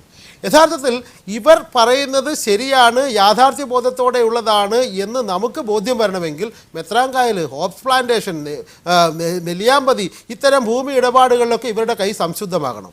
ഒരു ഭാഗത്ത് ഈ പറഞ്ഞതുപോലെ ഭൂമിയും സർക്കാർ ഭൂമിയും മിച്ചഭൂമിയും ഒക്കെ പതിച്ചു കൊടുത്ത് കാശ് മാറുന്നു, മറുഭാഗത്ത് നെൽവയൽ സംരക്ഷണത്തെക്കുറിച്ചും കൃഷി സംരക്ഷണത്തെക്കുറിച്ചും പറയുന്നു. ഒരു ഭാഗത്ത് റബ്ബർ കർഷകരുടെ അഭിവൃദ്ധിയെക്കുറിച്ച് പറയുന്നു, മറുഭാഗത്ത് റബ്ബർ കർഷകൻ ഒരു ഗതിയും പരഗതിയുമില്ലാതെ വന്ന് KM മാണിയുടെ മുൻ ധനകാര്യമന്ത്രിയുടെ നാട്ടിൽ വന്ന് ആത്മഹത്യ ചെയ്യുന്ന അവസ്ഥ വരുന്നു. ഇങ്ങനെ തീർത്തും വിരുദ്ധമായ പരസ്പര വൈരുദ്ധ്യം നിറഞ്ഞ നയമൊന്ന് പറയുന്നതൊന്ന്, ഇതാണ് കേരളത്തിലെ ജനങ്ങളുടെ മുന്നിൽ UDF ചിത്രം. അങ്ങനെ വരുമ്പോഴാണ് ഇവർ പറയുന്ന വാഗ്ദാനങ്ങൾ ശരിയാണോ തെറ്റാണോ പൊള്ളയാണോ നല്ലതാണോ എന്ന സംശയം വരുന്നത്. ഈ അനുഭവത്തിൻ്റെ വെളിച്ചത്തിൽ ഇതുവരെയുള്ള ഇപ്പം മദ്യനയത്തിൻ്റെ കാര്യത്തിൽ ഇതൊക്കെ പറഞ്ഞു. പക്ഷേ ഇന്ന് വന്നതടക്കം ഉള്ള വാർത്തകൾ, ആ വാർത്തകൾ മദ്യനയം ഇവർ പറയുന്ന മദ്യനയമല്ല ഇവർ നടപ്പാക്കുന്നതാണല്ലോ. അതായത് ഈ അഴിമതിയുടെ കാര്യം, ഇത് ഒരുപാട് കാര്യങ്ങൾ പറയുമ്പോൾ UDF ഗവൺമെൻറ്റിനെ കുറിച്ച് ചർച്ച ചെയ്യുമ്പോൾ നമ്മൾ ഈ അരമണിക്കൂർ ഒരു ചാനലും മതിയാവില്ല. അതുകൊണ്ട് തന്നെ ഈ കാര്യങ്ങളിലൊക്കെ ഇവരുടെ നിലപാട് എന്താണ് എന്ന് ജനങ്ങളുടെ മുന്നിൽ വളരെ കൃത്യമായി തെളിഞ്ഞിരിക്കുകയാണ്. അങ്ങനെ തെളിഞ്ഞ ഒരു നിലപാട്, അതായത് ഇവർ അഴിമതിക്കൊപ്പമാണ്, വനനശീകരണത്തിനൊപ്പമാണ്, കൃഷി നശീകരണത്തിനൊപ്പമാണ്, ഇങ്ങനെ പരിസ്ഥിതി നശീകരണത്തിനൊപ്പമാണ്. ഇതൊക്കെ ചെയ്യുന്ന ആളുകൾ ഇപ്പോൾ ഇതാ ഞങ്ങളെല്ലാം സംശുദ്ധരാണ്, ഞങ്ങൾ ഇനി 5 വർഷം കൊണ്ട്, ഇതുവരെ 5 വർഷം കൊണ്ട് ഒന്നും ചെയ്യാൻ കഴിഞ്ഞിട്ടില്ല, മാപ്പാക്കണം, പൊറുക്കണം, ഇനി 5 വർഷം കൊണ്ട് ഞങ്ങൾ ഒരു വട്ടം കൂടി, സാധാരണഗതിയിൽ ഒരു ഗവൺമെൻറ് ഉമ്മൻചാണ്ടി പറയുന്നത് ഒരു വട്ടം കൂടി വേണമെന്നാണ്. ഒരു വട്ടം കഴിഞ്ഞാൽ പിന്നെ ഇവർക്ക് വേണ്ടേ? അപ്പോൾ ഇങ്ങനെ പറയുന്നത് ഈ ഇതുവരെ 5 വർഷം നടന്ന ഈ കൊള്ളയൊന്നും പോരാ, ഇനി 5 കൊല്ലം കൂടി കൊള്ളയ്ക്ക് വേണ്ടി അവസരം കൊടുക്കണം എന്ന് പറയുന്നതാണ് രാഷ്ട്രീയം. അതിനെയാണ് ഞങ്ങൾ എതിർക്കുന്നത്. ഞാൻ തിരിച്ചു വരാം താങ്കളിലേക്ക്. അദ്ദേഹം ശ്രീ തണ്ണീർത്തട സംരക്ഷണത്തെക്കുറിച്ച് പറഞ്ഞു. 28ാമത്തെ പോയിൻ്റായിട്ട് ഏതാണ്ട് 6-7 പോയിൻ്റ് ഇതിനകത്ത് പറഞ്ഞിട്ടുണ്ട്. പക്ഷേ ഈ പറയുന്ന നിലം, വയലൊക്കെ നികത്താൻ അനുമതി കൊടുക്കുന്ന കാര്യം അദ്ദേഹം ചൂണ്ടിക്കാണിക്കുന്നു. അതുപോലെ അഴിമതി സംബന്ധിച്ച് സർക്കാർ ജീവനക്കാരുടെ അഴിമതിയും കൈക്കൂലിയും കർക്കശമായി നിരോധിക്കും എന്ന് ഇതിനകത്ത് പറയുന്നുണ്ട്. അഴിമതി സംബന്ധിച്ചുള്ള ആരോപണങ്ങൾ എത്രയാണെന്ന് താങ്കൾക്കറിയാവുന്നതാണല്ലോ. മദ്യനയം ഇങ്ങനെ കുഴഞ്ഞു മറിഞ്ഞാണ് പോകുന്നത്. നിരോധിക്കുമെന്നൊക്കെ പറയുമ്പോൾ തന്നെയും UB ഗ്രൂപ്പിന് മദ്യമുണ്ടാക്കാനുള്ള അനുമതി നൽകിയിരിക്കുന്ന വാർത്ത ഇന്ന് വന്നിട്ടുണ്ട്. അപ്പോൾ ഈ വാഗ്ദാനവും നടപ്പാക്കുന്നതും തമ്മിലുള്ള വലിയ വ്യത്യാസം അദ്ദേഹം ചൂണ്ടിക്കാണിക്കുന്നതാണ് ശരിയെന്ന് തോന്നില്ലേ നാട്ടുകാർക്ക്? ഞാൻ ഇതിനെ ഒരു പ്രിൻസിപ്പിളായിട്ട് തന്നെ ഇതിനെ എടുക്കണം. ഞാൻ പറഞ്ഞു, ഇത് വാഗ്ദാനങ്ങളും ഇംപ്ലിമെൻറ്റേഷൻ പ്രോസസ്സും അല്ല പ്രശ്നം. വാഗ്ദാനങ്ങൾ എന്താണ്, ഓറിയൻറ്റേഷൻ എന്താണ്, ഗവൺമെൻറ്റിൻ്റെ നയം എന്താണ്, വരുന്ന ഗവൺമെൻറ്റിൻ്റെ നയം എന്താണ്, നടപ്പിലാക്കുമ്പോഴുണ്ടാകുന്ന വീഴ്ചകൾ ചൂണ്ടിക്കാണിക്കാനും തിരുത്താനും വേറെയാണ് അവസരങ്ങൾ. ഇതിങ്ങനെയൊക്കെ സംഭവിക്കുമെന്ന് വിചാരിച്ചിട്ട് പ്രകടന പത്രികയിൽ അത്തരം കാര്യങ്ങൾ പറയാതിരിക്കാൻ പറ്റുമോ? പ്രകടന പത്രികയിൽ ജനങ്ങൾ ആഗ്രഹിക്കുന്ന ജനങ്ങളുടെ ആശയപ്രകടനങ്ങളുടെ പ്രതിഫലനമുണ്ടാകണം. അവിടെയാണുള്ളത്. എവിടെയാണ് വീഴ്ചകളുള്ളത് അത് ചൂണ്ടിക്കാണിക്കപ്പെടണം, അത് തിരുത്തുകയും വേണം.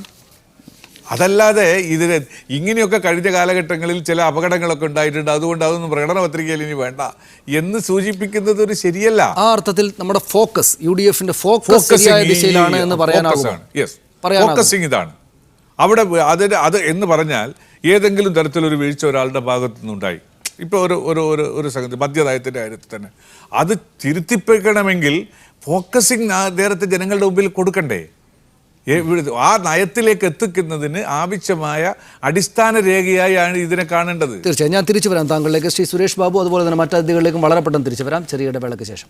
ശ്രീ ജോർജ് ജോസഫ്, ഏറ്റവും സാധാരണക്കാരായ ആളുകളെ ബാധിക്കുന്ന അവർക്ക് ഗുണം ചെയ്യുന്ന ഒരു പദ്ധതിയെക്കുറിച്ച് UDFന്റെ പ്രകടന പത്രികയിലുമുണ്ട്. ഇന്നലെ അത് LDFന്റെ പ്രകടന പത്രികയിൽ കുറെക്കൂടെ പ്രാമുഖ്യത്തോടു കൂടി ഉണ്ടായിരുന്നു. അത് ഈ 5 വർഷം വില വർദ്ധിപ്പിക്കാതെ അവശ്യ വസ്തുക്കൾ വിതരണം ചെയ്യുമെന്നതാണ്. LDFന്റെ വളരെ പ്രധാനപ്പെട്ടതായിരുന്നു.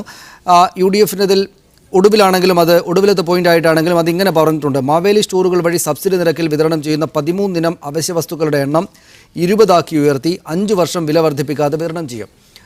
ഇത് വളരെയേറെ പ്രാധാന്യത്തോടെ അല്ല പറഞ്ഞിട്ടുള്ളതെങ്കിലും സാധാരണക്കാരെ വലിയ തോതിൽ ഗുണപരമായി ബാധിക്കുന്നൊരു കാര്യമാണല്ലോ. 5 വർഷത്തേക്ക് വില വർധനവുണ്ടാവില്ല അവശ്യ വസ്തുക്കൾ എന്നത് വളരെ പ്രധാനപ്പെട്ട ഒരു പ്രസ്താവനയാണല്ലോ. LDFൻ്റെയിലും UDFൻ്റെതിലും ഉണ്ട്. ഇത് നടപ്പാക്കാൻ പറ്റുന്ന വാഗ്ദാനമാണോ? എങ്ങനെയാണ് നടപ്പാക്കുക? വിഭവ സമാഹരണം താങ്കൾ നേരത്തെ സൂചിപ്പിച്ചതുപോലെ ചൂണ്ടിക്കാണിച്ചതുപോലെ വിഭവ സമാഹരണത്തിലുള്ള വഴികളൊന്നും കണ്ടതായി നമുക്ക് മുന്നിൽ ഇല്ല. ഉള്ളൊരു വിഭവ സമാഹരണം പ്രധാനപ്പെട്ട ഒരു സംഗതി മദ്യം വിൽക്കുന്നതിൽ നിന്ന് പിന്നോട്ട് മാറുകയാണ് ചെയ്യുന്നത്. ഈ പറയുന്നതിനെ മുഖവിലക്കെടുക്കാൻ 5 കൊല്ലത്തേക്ക് വരുന്ന 5 കൊല്ലത്തേക്ക് നമുക്ക് ഒരേ വില കൂടാതെ അവശ്യ വസ്തുക്കൾ കിട്ടും എന്ന് സാധാരണക്കാരന് പ്രതീക്ഷിക്കാൻ വകയുണ്ടോ?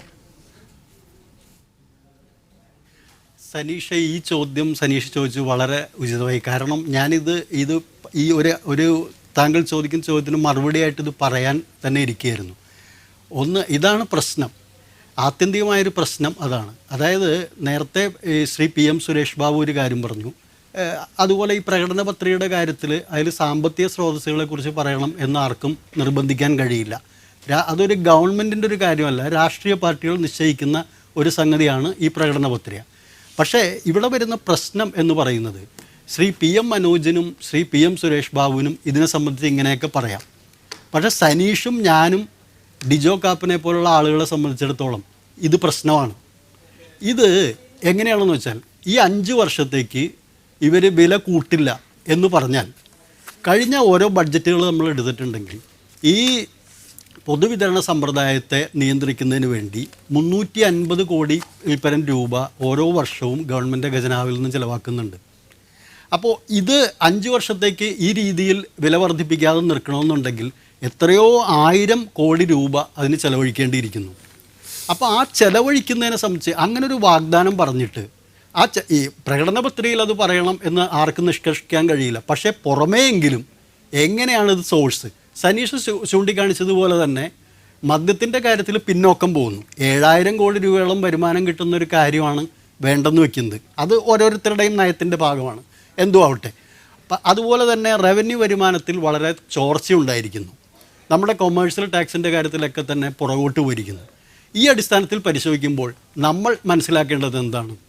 ഈ രീതിയിലാണെങ്കിൽ പ്രകടന പത്രിക നടപ്പാക്കുന്നതിന് കൂടുതൽ കടമെടുക്കേണ്ടി വരും എന്നല്ലേ അർത്ഥം.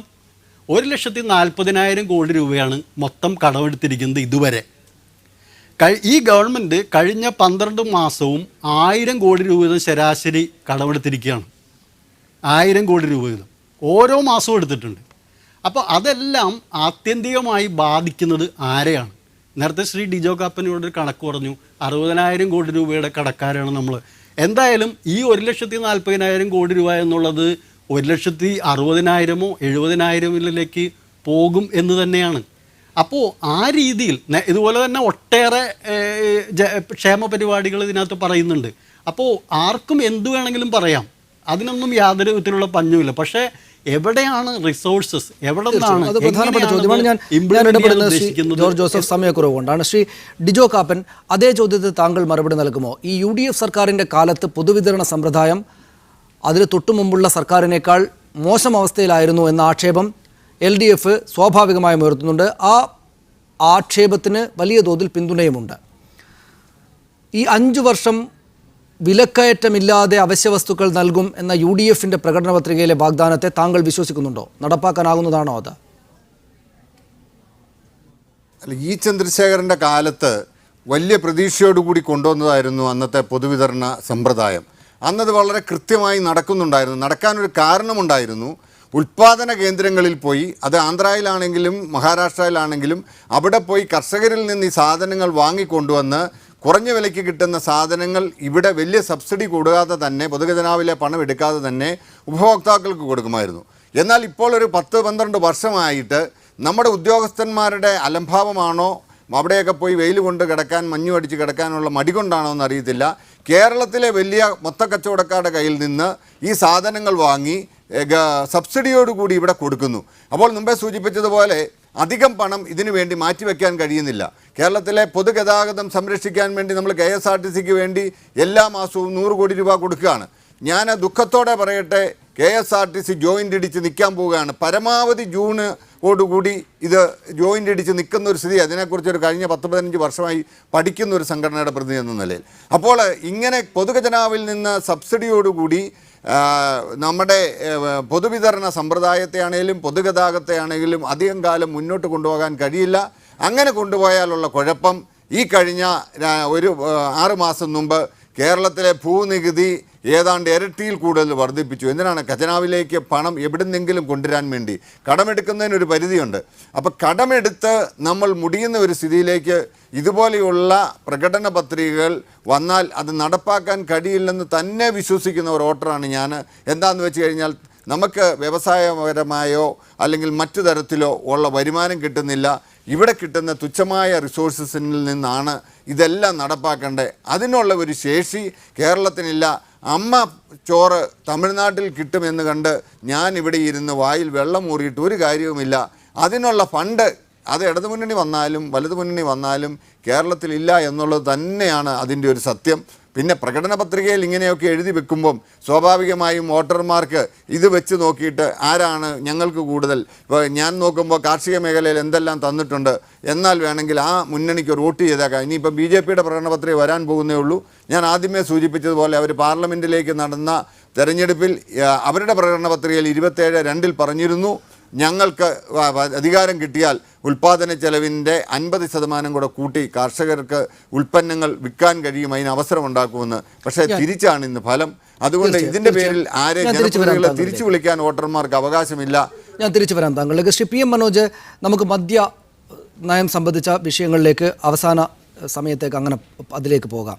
സർക്കാരിൻ്റെ റവന്യൂ വരുമാനത്തിൽ ഗണ്യമായ സംഭാവന നൽകിയ മദ്യവിൽപ്പന നിയന്ത്രിക്കാനാണ് ശ്രമിച്ചത്. ഗണ്യമായ സംഭാവനയാണ് ലഭിച്ചിരുന്നതെന്ന് സമ്മതിക്കുന്നുണ്ട് സർക്കാർ ഇതിനകത്ത്. സർക്കാരിനും മദ്യ വ്യവസായത്തിലേർപ്പെട്ടവർക്കും ഭീമമായ നഷ്ടമുണ്ടാകുമെങ്കിലും സാമൂഹ്യ നന്മയ്ക്ക് ഇത്തരമൊരു തീരുമാനം അനിവാര്യമായി വന്ന ഘട്ടത്തിലാണ് കേരളത്തെ മദ്യരഹിത സംസ്ഥാനമാക്കാൻ സർക്കാർ തീരുമാനിച്ചത്. ആ തീരുമാനത്തിൽ ഉറച്ചു നിന്ന് മുന്നോട്ട് പോകും എന്നതാണ് മുന്നോട്ട് വെക്കുന്ന ഒരു പോയിന്റ്. ഈ UDFിൻ്റെ പ്രകടന പത്രികയിൽ വലിയ വാഗ്ദാനങ്ങളുണ്ട്, നമ്മുടെ വരുമാനം പിന്നോട്ട് പോവുകയും ചെയ്യും. ഇത് വാഗ്ദാനം മാത്രമായിരിക്കും, മദ്യനിരോധം ഇവിടെ നടപ്പാവുകയില്ല എന്നാണോ താങ്കൾ വിചാരിക്കുന്നത്? എങ്കിലെന്തുകൊണ്ടാണ്? മദ്യത്തിൻ്റെ UDFിൻ്റെയും കാര്യം പറയുന്നതിന് മുമ്പ് ശ്രീ ഡിജോ കാപ്പനും അതുപോലെ ശ്രീ ജോർജ് ജോസഫും പറഞ്ഞ ഈ വിഭവ സമാഹരണത്തിൻ്റെ കാര്യം എടുക്കാം. ജോർജ് ജോസഫ് പറഞ്ഞ വളരെ ലോജിക്കലായിട്ടുള്ള കാര്യങ്ങളാണ്. ശ്രീ ഡിജോ കാപ്പൻ പറഞ്ഞത് ഈ അമ്മ ചോറ് കണ്ടിട്ട് നമുക്ക് വായിൽ വെള്ളം ഊരണ്ട, ശരി. അതുപോലെ ഈ കാര്യങ്ങളൊന്നും നടപ്പാവില്ല, KSRTC ഇടിച്ച് നിൽക്കാൻ പോകുന്നു, പൊതുവിതരണ സമ്പ്രദായത്തിൽ അതിൽ സബ്സിഡി ഉണ്ടാകുന്നത് ആകെ കുഴപ്പമാകാൻ പോകുന്നു. യഥാർത്ഥത്തിൽ നമ്മൾ അനുഭവം നോക്കണ്ടേ? അനുഭവം അദ്ദേഹം പറഞ്ഞത് ഇ ചന്ദ്രശേഖരനാണ്. 87 ഭക്ഷ്യമന്ത്രിയായിരുന്ന ഇ ചന്ദ്രശേഖരൻ നായരെക്കുറിച്ചായിരിക്കും അദ്ദേഹം പറഞ്ഞിട്ടുണ്ടാവുമെന്ന് ഞാൻ വിശ്വസിക്കുന്നു. അതിനു മുമ്പ് തന്നെ കേരളത്തിൽ റേഷൻ സമ്പ്രദായമുണ്ട്, അതുപോലെ പൊതുവിതരണ സമ്പ്രദായം ശക്തമായിട്ട് നിലനിൽക്കുന്നുണ്ട്. പിന്നെ അത് കഴിഞ്ഞ് 96-ലെ ഗവൺമെൻറ് നിധി സ്റ്റോറുകൾ കൊണ്ടുവന്നു. നിരവധി പൊതുവിതരണത്തിൽ ഇടപെടാനുള്ള ഒരുപാട് മേഖലകൾ കണ്ടെത്തി സഹകരണ പ്രസ്ഥാനത്തെ അതിലേക്ക് കൊണ്ടുവന്നു. അതിൻ്റെ ഭാഗമായി കഴിഞ്ഞ ഈ 5 വർഷത്തിന് മുമ്പുള്ള 5 വർഷക്കാലം കേരളത്തിൽ വിലക്കയറ്റം പിടിച്ചു നിർത്താനായി, അതുപോലെ ഉത്സവകാലത്തെ വലിയ വിലക്കയറ്റം അത് നിയന്ത്രിക്കാൻ ചന്തകൾ വന്നു. ആ ചന്തകൾ ഫലപ്രദമായി നിറവേറ്റി. അത് കഴിഞ്ഞ് അതിന് തുടർച്ച ഉണ്ടായില്ല എന്നുള്ളതാണ് പ്രശ്നം. അത് മുന്നണികളുടെ സമീപനത്തിൻ്റെ പ്രശ്നമാണ്. അല്ലാതെ പോലീസിനെ തീറ്റിപ്പോറ്റാനും ആളുകളെ തല്ലാനും നിയമസമാധാനം പാലിക്കാനും മാത്രമുള്ളൊരു ഗവൺമെൻറ്, അത് പഴയ കൺസെപ്റ്റാണ്. ഇത് വെൽഫെയർ സ്റ്റേറ്റാണ്. ക്ഷേമരാഷ്ട്രമാണ്. ആ ക്ഷേമരാഷ്ട്രത്തിലെ ഒരു ഗവൺമെൻറ്റിൻ്റെ കടമ എന്താവണം, ആവരുത് എന്ന ഒരു ചർച്ചയിലേക്ക് ഇതിൽ കൊണ്ടുവരാൻ ഞാൻ ഉദ്ദേശിക്കുന്നില്ല. ക്ഷേമരാഷ്ട്രമാണെങ്കിൽ ജനങ്ങളുടെ ക്ഷേമം നോക്കണം, ജനങ്ങൾക്ക് സബ്സിഡി കൊടുക്കണം, ജനങ്ങളുടെ വെൽബീയിങ് ഉറപ്പാക്കണം. അതിനുള്ള കാര്യങ്ങളാണ്. അതിൽ ശ്രീ ജോർജ് ജോസഫ് ഒരിക്കലും എന്നോട് വിയോജിക്കില്ല എന്നാണ് ഞാൻ കരുതുന്നത്. അതൊരു കാര്യം. രണ്ടാമത് മദ്യത്തിൻ്റെ കാര്യത്തിൽ UDF ഇപ്പോൾ സനീഷ് പറഞ്ഞ കാര്യത്തിനോട് ഞാൻ യോജിക്കുന്നില്ല. കേരളം മദ്യരഹിത സംസ്ഥാനമാകണം എന്ന ആ അത്യാഗ്രഹം കൊണ്ടാണ് ശ്രീ സുരേഷ് ബാബുവിൻ്റെ പാർട്ടി ഈ 738 ബാറുകൾ അവിടെ ബ്രാൻഡ് വിൽക്കുന്നതിന് പകരം ബിയറും വൈനും വിറ്റാൽ മതി എന്ന് തീരുമാനിച്ചതെന്ന് ഞാൻ കരുതുന്നില്ല. അതൊരു കച്ചവടത്തിൻ്റെ ഭാഗമായിരുന്നു. 2014 തെരഞ്ഞെടുപ്പിൻ്റെ തൊട്ട് മുമ്പ് നടന്ന ആ കച്ചവടം അത് കൃത്യമായി നടന്നില്ല. അതുകൊണ്ട് തന്നെ കാശ് അങ്ങോട്ടും ഇങ്ങോട്ടും മാറാൻ കഴിയാഞ്ഞപ്പോൾ അതൊരു നയമായി മാറി. അതിൽ സുധീരൻ കയറി പിടിച്ചു. സുധീരനെ മേൽവെട്ട് വെട്ടാൻ ഉമ്മൻചാണ്ടി പോക്കറ്റിലൊരു നയം കൊണ്ടുവന്നു. ആ നയം നടപ്പാക്കി. അങ്ങനെയാണ് ഈ മദ്യനയം ഉണ്ടായത്. അതിൽ വേറെ ആദർശത്തിൻ്റെയോ മദ്യവിരോധത്തിൻ്റെയോ പരിവേഷമൊന്നും ആരും കലർത്തി കൊടുക്കേണ്ടതില്ല. എന്നാൽ ഇപ്പോൾ ഈ UDF പറയുന്ന മദ്യനിരോധം എന്ന നയം അത് അവർ ആത്മാർത്ഥമായിട്ട് പറയുന്നതാണെങ്കിൽ നമ്മൾ കഴിഞ്ഞ 2-3 ദിവസം വന്ന വാർത്തകൾ മാത്രം എടുത്തു നോക്കുക.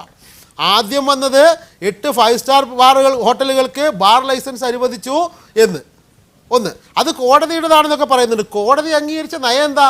കോടതി പറഞ്ഞത് ഗവൺമെൻറ്റിൻ്റെ നയം, ആ നയത്തിന് വിരുദ്ധമായല്ല ഇത്.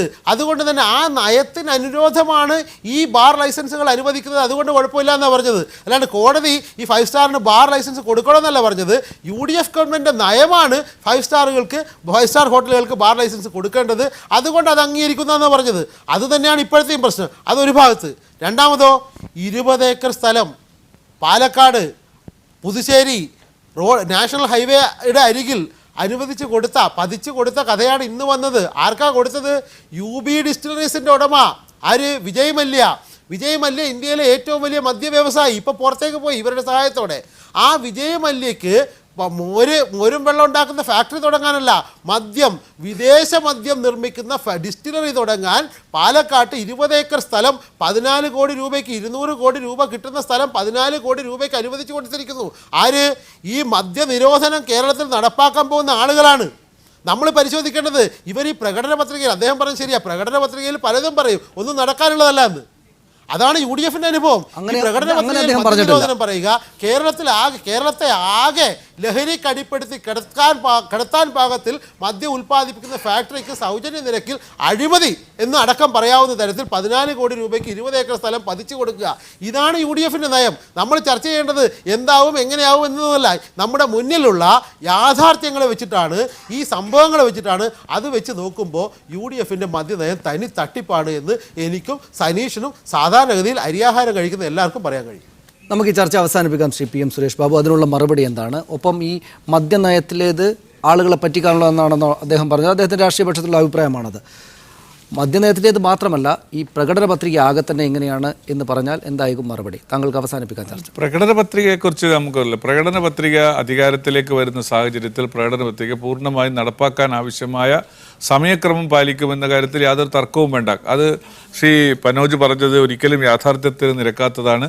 കഴിഞ്ഞ ഗവൺമെൻറ്റിൻ്റെ കാലഘട്ടത്തിൽ നടപ്പാക്കിയിട്ടുള്ള പ്രകടന പത്രികയിൽ നടപ്പാക്കിയിട്ടുള്ള കാര്യങ്ങൾ എണ്ണി പറയാൻ നമുക്ക് മറ്റൊരു അവസരമുണ്ടെങ്കിൽ അതിലേക്ക് വരാൻ കഴിയും. അത് മാറ്റി നിർത്തട്ടെ. മദ്യനയത്തിന് എന്ന് പറഞ്ഞാൽ 5 സ്റ്റാർ ക്ലാസിഫിക്കേഷനുള്ള ഹോട്ടലുകൾക്ക് മാത്രമായി ബാർ ലൈസൻസ് ഒതുക്കിക്കൊണ്ട് അതല്ലെങ്കിൽ അത് റെസ്ട്രിക്റ്റ് ചെയ്തുകൊണ്ട് ഒരു നയമാണ് ഗവൺമെൻറ് കഴിഞ്ഞ കാലഘട്ടത്തിൽ എടുത്തത്. അപ്പോൾ ഈ പറഞ്ഞ കുറച്ച് ഹോട്ടലുകൾ 5 സ്റ്റാർ പദവി നേടി. 5 സ്റ്റാർ ക്ലാസിഫിക്കേഷൻ ചെയ്യുന്നത് സംസ്ഥാന ഗവൺമെൻറ് അല്ല, 5 സ്റ്റാർ ക്ലാസിഫിക്കേഷൻ കൊടുക്കുന്നത് കേന്ദ്ര ഗവൺമെൻറ്റാണ്. അപ്പോൾ അങ്ങനെ 5 സ്റ്റാർ ക്ലാസിഫിക്കേഷനുള്ള സ്ഥാപനങ്ങൾക്ക് മാത്രമായി മദ്യവിൽപ്പന ബാർ ലൈസൻസ് കൊടുക്കുമെന്നുള്ളൊരു നയം നിർത്തിയത് കൊണ്ട് അവർക്ക് ഈ ചുളുവിൽ ഇത് കിട്ടാനിടയായി. പക്ഷേ ഇന്ന് മുഖ്യമന്ത്രി പറഞ്ഞിട്ടുള്ളത് ഇനി 5 സ്റ്റാർ ഹോട്ടലുകൾക്കും ബാർ കൊടുക്കുന്നില്ല എന്ന് ഇപ്പം ഞാൻ ഈ ക്ലിപ്പിങ്ങിൽ കണ്ടു. അപ്പോൾ അവിടെയും നമ്മൾ ഞങ്ങൾ ആത്മാർത്ഥമായി പറയുകയാണ്, മദ്യത്തെ മദ്യം വിറ്റ് ഒരു കാശുണ്ടാക്കുന്ന ഒരു കാര്യം ഒഴിവാക്കണം. വിജയ് മല്യക്ക് ഈ UB ഗ്രൂപ്പിന് സ്ഥലം കൊടുത്തത്, അതും നിലവിലുള്ള വിപണി വിലയേക്കാൾ എത്രയോ ചുരുക്കി അദ്ദേഹത്തിന് ഭൂമി അല്ല, കൊടുക്കുന്നത് അതിനെക്കുറിച്ച് എനിക്ക് ന്യായീകരിക്കപ്പെടുന്നു. അന്വേഷിക്കേണ്ടതായിട്ടുണ്ട്. ഞാൻ ഈ ചാനലിൽ വന്നതിന് ശേഷമാണ് അതിനെക്കുറിച്ച് കേൾക്കുന്നത്. ഞാൻ തെരഞ്ഞെടുപ്പിൽ സ്ഥാനാർത്ഥിയായതുകൊണ്ട് ആ തെരഞ്ഞെടുപ്പ് രംഗത്താണ്. പക്ഷേ UB വെള്ളിക്കാട് ഫാക്ടറി ഉണ്ടാക്കാനാണ് കൊടുത്തത്. ചിലപ്പോൾ ഇവിടെ ഫാക്ടറി ഉണ്ടാക്കിയിട്ട് മദ്യം അതിലേക്ക് കൊണ്ടുപോയി പോകേണ്ടതില്ല. കർണാടകത്തിലേക്ക് വിൽക്കാനാണെങ്കിൽ എന്താ? കർണാടക മദ്യം നിരോധിച്ചിട്ടില്ലല്ലോ, തമിഴ്നാട്ടിൽ മദ്യം നിരോധിച്ചിട്ടില്ലല്ലോ. അതിൽ ഇവിടെ ഒരു ഫാക്ടറി ഉണ്ടാക്കുന്നതിന് അല്ലാതെ ഇവിടെ മദ്യം എന്ന നിലക്കല്ലല്ലോ അതിൻ്റെ ഇതിന്റെയൊക്കെ ആകത്തുക ഈ പറയുന്ന പറച്ചിലും പ്രവർത്തിക്കുന്ന കാര്യങ്ങളും തമ്മിൽ ബന്ധമില്ല എന്നുള്ളതാണ്. അതാണ് ഈ സർക്കാരിനെതിരെ. അതായത് 5 കൊല്ലം കൊണ്ട് ഈ പറഞ്ഞ കാര്യങ്ങളൊന്നും നടപ്പാക്കിയിട്ടില്ല, ഇനി അങ്ങോട്ട് ചെയ്യുമെന്ന് പറഞ്ഞ കാര്യം എങ്ങനെയാണ് വിശ്വസിക്കുക? നിങ്ങൾ ഒരു കാര്യം പറയുന്നു, മദ്യം ഒഴുകുന്നു, അതിലൂടെ 3, 4, 6 പഞ്ചനക്ഷത്ര ഹോട്ടലുകൾക്ക് കൂടെ ബാർ ലൈസൻസ് കിട്ടുന്നു, വിറ്റ് കാശുണ്ടാക്കില്ല എന്ന് പറയുന്നു, അവിടെ ഭൂമി വിൽക്കാൻ വേണ്ടി കൊടുക്കുന്നു. അതും എങ്ങനെ? അപ്പൊ ഇത്തരം കാര്യങ്ങളെല്ലാം അദ്ദേഹം ആക്ഷേപിക്കുന്നത് ശരിയാണെന്ന് ആക്ഷേപിക്കുന്നതിനകത്ത് ഒരു സത്യസന്ധതയില്ല, ഒരു ആത്മാർത്ഥതയില്ല. ഞങ്ങൾ തന്നെയാണ് ഇത്തരം തെറ്റുകളെ ചൂണ്ടിക്കാണിക്കുന്നത്. എവിടെയെങ്കിലും തെറ്റുകളുണ്ടെങ്കിൽ അതൊക്കെ ചൂണ്ടിക്കാണിക്കപ്പെടുന്നതും ഞങ്ങൾ തന്നെയാണ്. അപ്പോൾ അത് എവിടെയാണെന്നുള്ളൊരു പരിശോധന വേറെ നടത്തണം. അതല്ലാതെ ഇത് പ്രതിപക്ഷം ചൂണ്ടിക്കാണിച്ചു തന്നത് അല്ല. തീർച്ചയായും വളരെ നന്ദി ശ്രീ സുരേഷ് ബാബു. ഞാൻ ഒന്നുകൂടി അങ്ങോട്ട് വരുന്നില്ല. ശ്രീ PM മനോജ്, താങ്കളിലേക്ക് സമയക്കുറവുണ്ട്. വളരെ നന്ദി Shri PM Suresh Babu, Shri PM Manoj, Shri George Joseph, Shri Dijo കാപ്പനി ചർച്ചയിൽ പങ്കെടുത്തതിന്. സ്പെഷ്യൽ എഡിഷൻ പൂർണ്ണമാകുന്നു. ഇനി പൊളിമിക്സ് കാണാം. നമസ്കാരം.